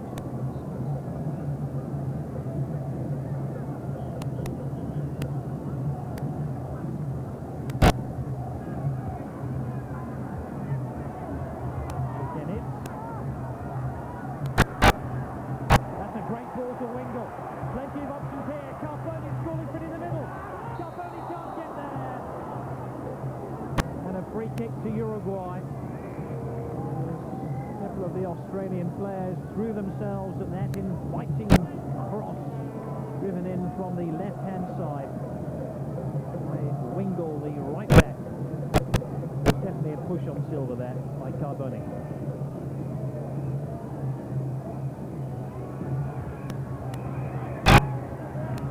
Goal now for either of these two teams would almost certainly see them through to the semi-finals of the competition.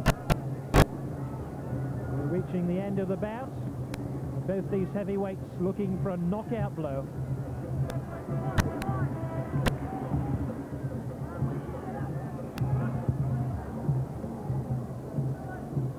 Madruga to take the throw for Uruguay.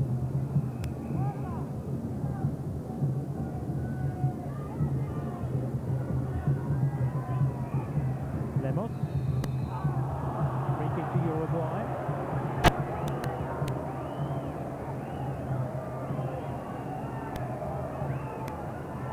Lemos to take it. Mr. Correa will be an obvious target. Australia are going to make a change here. And Milicic is the man who makes way. He really has struggled with injury during these championships.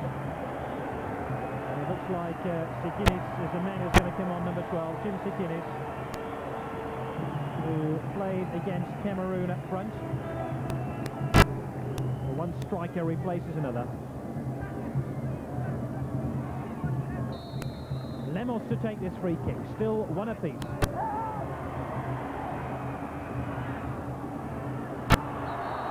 Sikinis. A free kick to Australia, just to complicate matters. We now have a Peter Sikinis on the field and a Jim Sikinis. The number 11, which is the Peter Sikinis, who gets it wide to Mark Wingle. Lovely 1-2 with Moric. Early cross. Agostino had his boot dangerously high then. That's why Uruguay have been awarded a free kick. Silva claims he got one in the eye.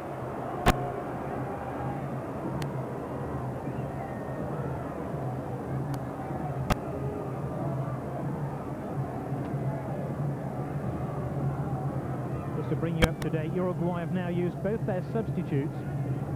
So should the match go into extra time, they wouldn't be able to bring another player on. Australia just made one change so far.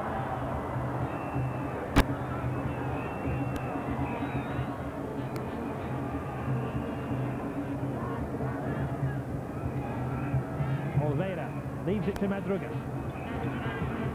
Hook to the back post, Correa is waiting.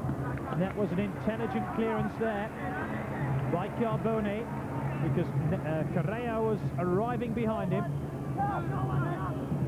It's Uruguay's 6th corner of the game in comparison to just 2 Australia managed to win. Lemos will take it.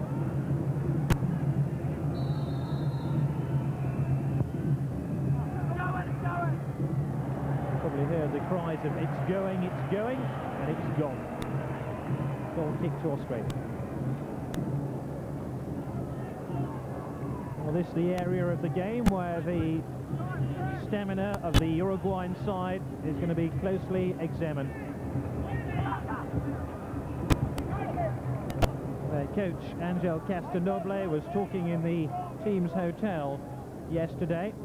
When asked about this problem, his team apparently have. There's Castanoble with his arm just over the fence. When asked about this problem his team have of stamina, Castanoble said, "We don't have a stamina problem, we just fall back in defence in the latter stages of the game and try hit the opposition on the counter-attack." Well, that's his story anyway.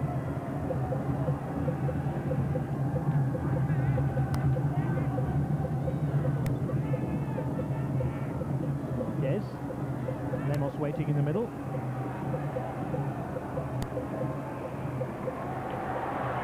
Sikinis, Carbone, brushed off the ball though by Correa. Forward to Nestor Correa, the second half substitute for Uruguay. Great turn of pace here by Correa. Lovely cross to Marquez. It hits Wingle. Marquez might have another chance. Australia get it clear. Oh, and the Australian defence was on red alert then. Now Uruguay play the offside trap. Carbone's almost through. And we're inside the last 5 minutes of the game now. Uruguay are offside. It's swinging from end to end with the rapidity of an ice hockey game. It was a marginal decision.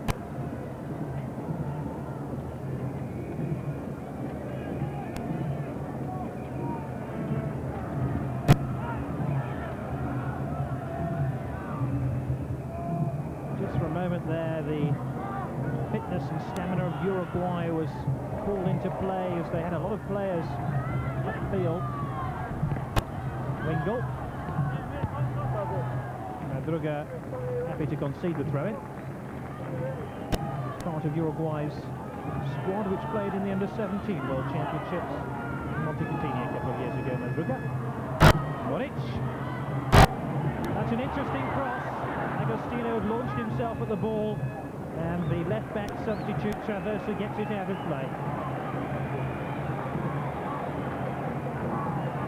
Agostino's had a splendid game. Not only has pulled Australia back into the match, but has also been the focal point of most of the good things Australia have created, especially in the second half.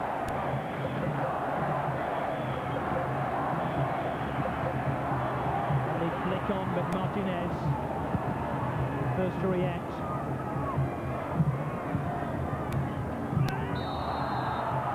Free kick to Australia. We're just 2 minutes away now from extra time in this first quarter-final in the World Youth Championships. Uruguay won, Australia won.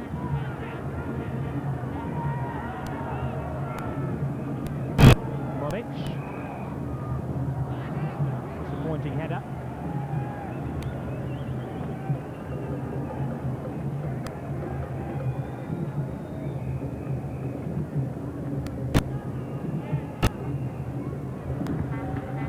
Correa.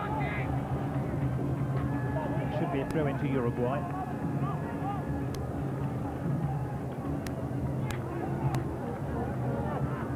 So, is there one last chance for either of these two teams to nick it in normal time?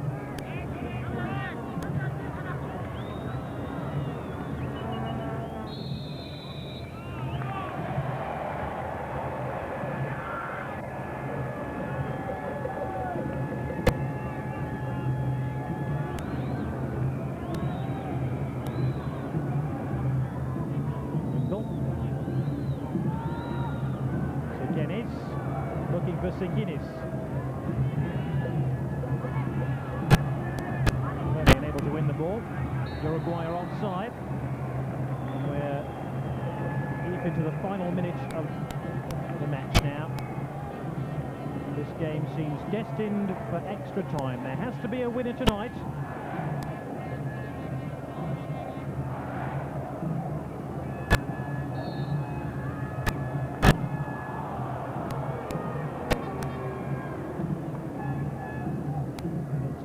Like this that you have to remind yourself these players are just 18 and 19 years old, in two cases 17 years old, and that's why they look so tired at the end of such a crucial game for both countries.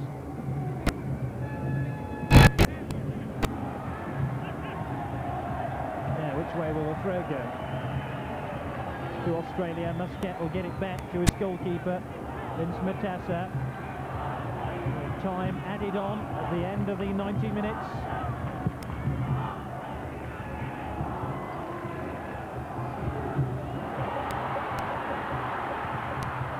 There's Seguinis who tried the shot on goal. No excuse for him being tired. Came on late in the game. Now, is this the grandstand finish? The supporters at Lang Park have brave. Corner to Australia in stoppage time at the end of the game.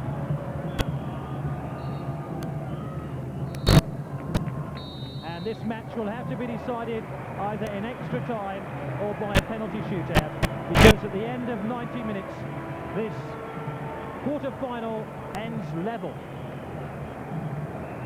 A goal in the first half by number 7 Senna for Uruguay puts Uruguay in the driving seat, but a much improved second half performance by Australia saw them come back strongly, and number 9 Paul Agostino with a superb header directed Australia back into this match. And the score after 90 minutes of the quarter-final is Uruguay 1, Australia 1. And we'll be returning to Gary Bloom in a few moments for the extra time period, and indeed we will be going to Paul Murphy in a moment to check on the latest in the elections. But first, Johnny Warren and Robbie Wheatley. Johnny, a much improved second half performance by Australia. Good goal by Paul Agostino, and the old guts factor coming through. Well, it was a performance of character, as they did earlier in the tournament, Les. They really were against the ropes at half-time. The goal coming in the air, as we felt, the keeper again vulnerable, but a fantastic goal to Paul Agostino. Tactically a great change, switching more and Muscat more taking over marking O'Neill and giving a little bit more stability at the back, and Craig Moore able to do more in a positive sense down the flank. But Robbie, you're feeling a bit more comfortable too, but there's that hairy, scary extra time period coming up with that sudden death factor. Well, it's something new for the players to adjust to, and I think that obviously whoever scores first will sew up the match, but I think the Australians must have been pleased with that second half effort. The goal of Agostino's was an athletic feat unparalleled by anyone, I think, in this tournament to date. So let's hold on to our seats and get ready for this extra time period. Okay, Robbie, thank you. Well, let's check again on the latest in the counting of votes in the federal election. Joining us again, Paul Murphy. Paul. Thanks, Les. Well, since our last cross to the tally room, the situation is looking even better for the ALP, although everything hinges on Western Australia. It looks as if the coalition will win 2 seats there, while the crucial seat of Swan, held by Kim Beazley, and with only 30% of the vote counted, could go either way. So let's look at the states in detail. The ALP's former National Secretary Bob McMullen is one of their best judges. He acknowledges Labor has lost Kennedy in Queensland and may lose Leichhardt and Hinkler. But in New South Wales, he claims Labor has won 3 seats and will lose only 1, that of Page, in the north of the state. Victoria has been strong for Labor as well and may pick up 3 seats there. South Australia is not looking so good for Labor. It may lose a seat there. And in Western Australia, Labor appears to have lost 2 seats, with 2 others in doubt. The consensus is that Labor will win, but that's by no means certain. Back to you, Les. Thank you, Paul, and Paul will be back with us a little bit later in the program. Well, let's go back now to the extra time in Brisbane. The score is 1-1, Australia 1, Uruguay 1. Our commentator, Gary Bloom. We're going into uncharted water. For the first time, a FIFA-sanctioned match could be settled by a goal in extra time. If a team score in the next 30 minutes, the match will be all over. Extra time has the added dimension here of being sudden death. One mistake could settle it. This a FIFA experiment in these championships. Now to goal, we'll play 2 periods of 15 minutes and then a penalty shootout. Uruguay then have this free kick. Threw a hand at the ball. 1-1 after 90 minutes. Here comes Moric now for Australia. One decisive strike could settle this game. Moric tussling with Silva. The stakes have been increased. Madruga comprehensively hacked off the ball. Correa. Just a lovely turn by Craig Moore. Great control and vision to pick out his captain, Kevin Muscat. Uruguay funneled back as Wingle helps the ball in. Sikiniz. I imagine Australia will be the more adventurous of the 2 teams. Uruguay, I'm sure, would be happy to settle this one with the aid of penalties. Carbone.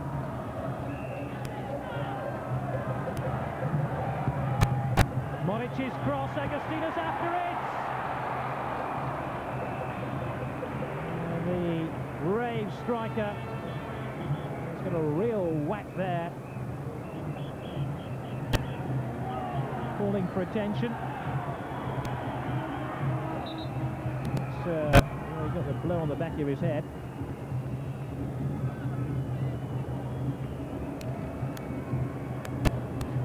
Really has had a splendid game for Australia. Only European-based player in the squad. Plays his club football with Young Boys of Bern.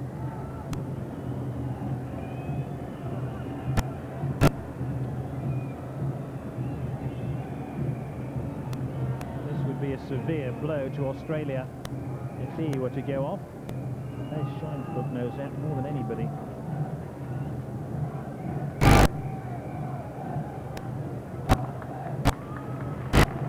But Agostino is made of stern stuff and is soon pressed back into the fray.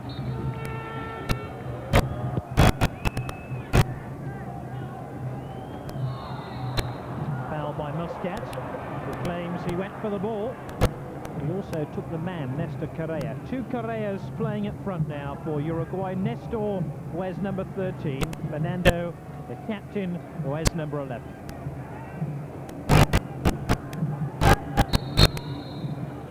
Marquez lines himself up for a shot on goal. Comes through to the captain, Correa. Lemos denied by the clearance by Craig Moore.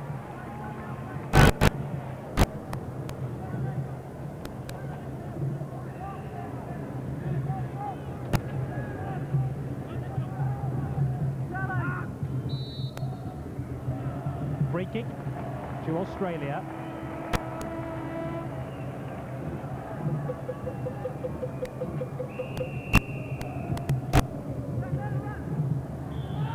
This is really going to be cruel on one of these two teams if a mistake leads to a goal now in extra time, which will end the game. Remember, extra time has this added dimension of sudden death. The goal will finish the match.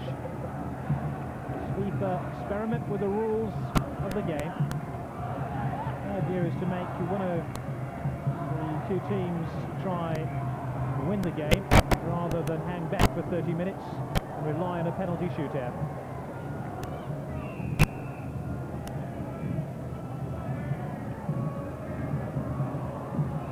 Two is Craig Moore.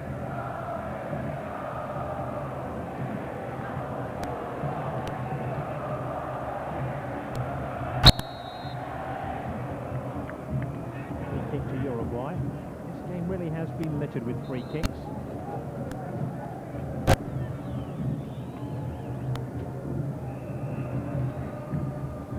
Such is the high velocity football of the Australians and the physical nature of the South Americans. That was always going to be the case. Nestor Correa couldn't win that ball. Wingle. Sikinis.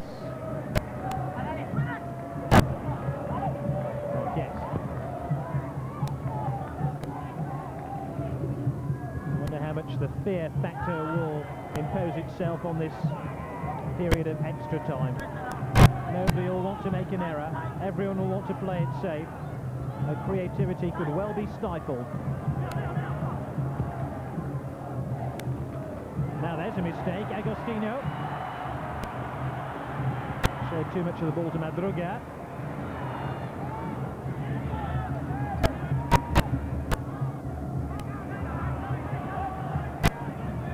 First 6 minutes of extra time have been exceptionally scrappy.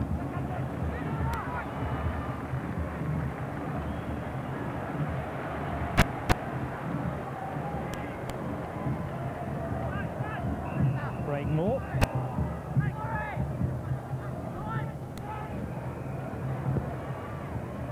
Juric.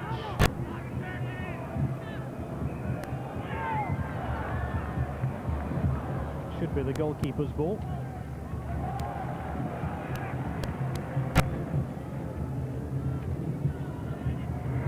Silva, Sikinis, Carbone, couldn't win it, Madruga got it clear. Remember when these two sides met in Montevideo back in October, they finished level after 90 minutes at 0-0. But Australia missed a penalty in that game. Once again after 90 minutes, level again as Moric loses possession. Australia could be short-staffed here. Senna, Lemos. Madruga is pouring forward. Plenty of space on this left-hand side. Senna.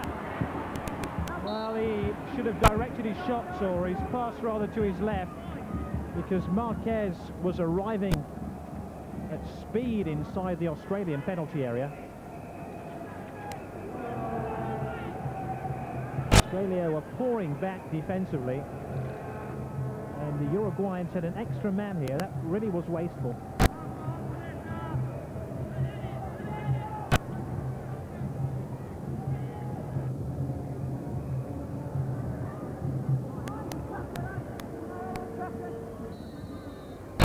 again to Uruguay. We're 7 minutes into the first period of extra time. Goalkeeper's ball. The university student, Vince Matassa, held on to that one.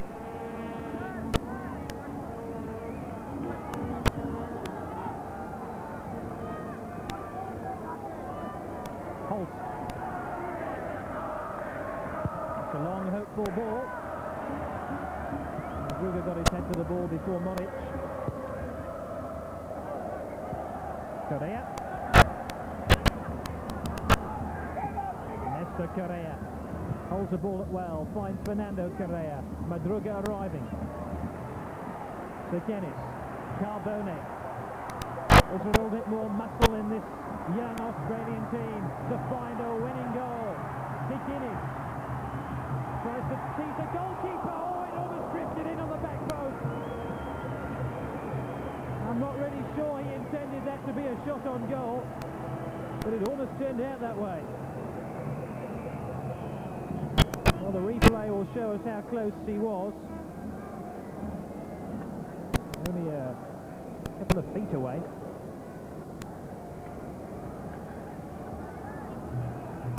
Jim Sekenis almost made himself the most popular man in Australia. And here he is again. He really has provided an injection of pace for the Australian attack. He's into the dead ball line. Carbone! He scores! And Australia go to the semi-finals!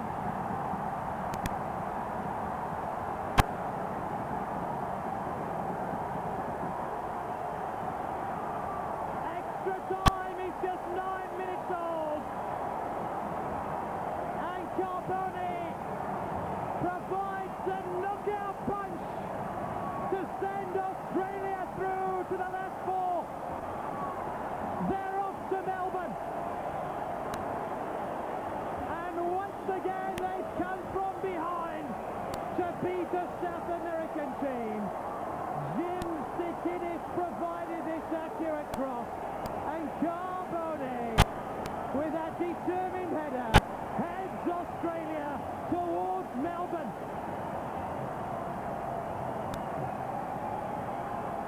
Oh, what an incisive move this was, as Carbone found the header and found the goal. Tremendous scenes right now around Lang Park as we look again at Carbone's header.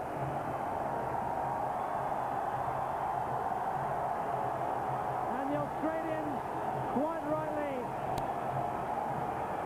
received the plaudits. Les Scheinflug is almost in tears. It's a marvellous day for Australian football, and the Socceroos refuse to lie down.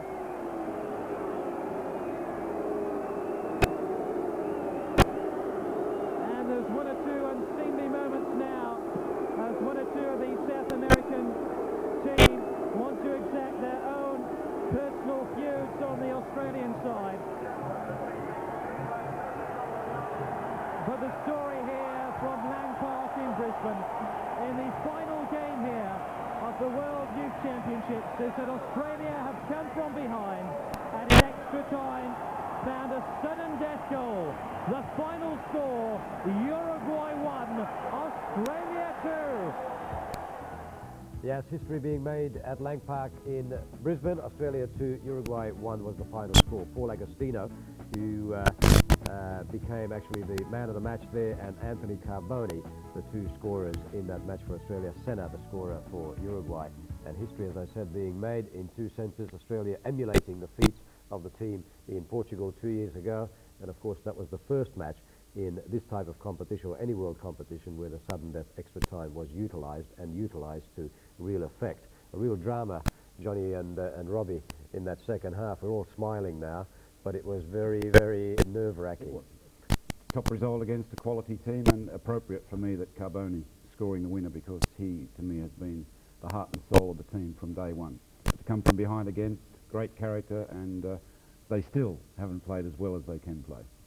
So, Robbie, would you agree with that? That there's still more in this Australian side? Now they go into the mountains get bigger as we go. going to the semi-final? Well, I have to agree with John that no one in the Australian team epitomises the all-Australian effort more than Anthony Carboni. So stand up and be congratulated for his powerhouse effort, not only in tonight's game but also in the lead-up games. And yeah, the scene is set really for a huge game in the semi-finals that, like all Australians, we're very proud at the moment. Well, we sure are. Robbie and Johnny, thank you. Stay with us. And of course, Australia to meet the winner of Brazil versus the USA, that quarter-final in Adelaide, which will be played tomorrow. Well, still to come on Australia 93, Russia versus Ghana in full, and we also have reports from Melbourne and Adelaide looking ahead to tomorrow's quarterfinals. We hope to have a bit of the press conference from Les Scheinflug in Brisbane, but stay with us as we continue our coverage of the 1993 FIFA Coca-Cola Cup.